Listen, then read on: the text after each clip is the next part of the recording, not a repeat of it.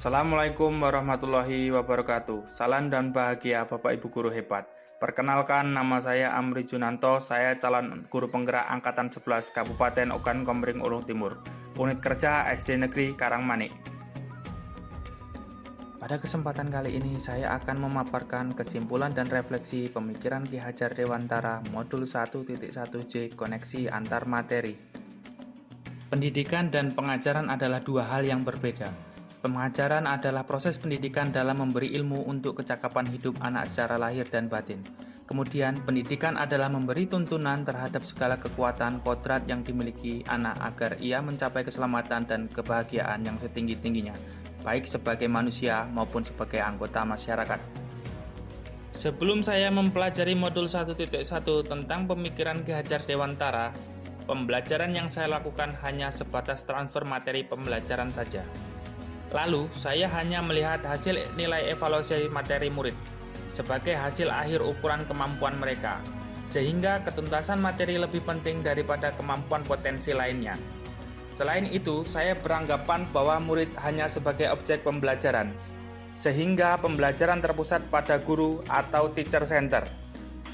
Saya tidak memperdulikan apakah murid saya sudah benar-benar paham atau belum, karena bagi saya terpenting materi selesai yang saya berikan.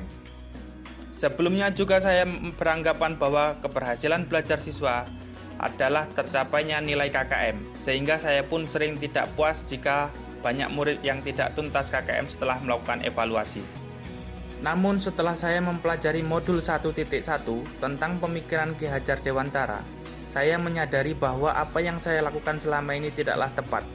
Seharusnya saya melakukan proses pembelajaran secara menyeluruh, bukan hanya aspek kognitif saja, namun juga afektif, psikomotor, spiritual, sosial, dan budaya.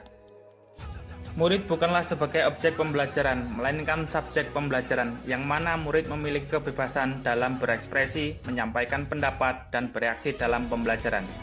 Dan guru hanya berperan sebagai fasilitator dalam pembelajaran. Dalam proses pembelajaran, guru harus ikhlas dan penuh kesabaran agar terwujudnya pembelajaran yang menyenangkan dan tentunya berpihak pada murid. Selain itu, saya harus memahami karakter murid karena setiap anak lahir dengan kelebihan dan kekurangan yang berbeda. Saya harus menghargai setiap karakter murid dan memberikan mereka kesempatan untuk tumbuh sesuai dengan kodratnya. Yang dapat segera saya terapkan dalam pembelajaran di kelas antara lain, merancang pembelajaran yang interaktif dan menyenangkan, dengan melibatkan murid sebagai subjek pembelajaran atau student center. Berikutnya saya akan menerapkan pembelajaran abad 21, yaitu yang berpikir kritis, kreatif, komunikatif, dan kolaboratif.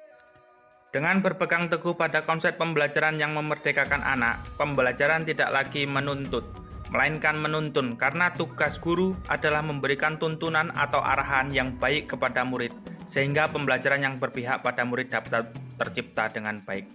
Demikianlah yang dapat saya sampaikan. Saya akhiri. Wassalamualaikum warahmatullahi wabarakatuh.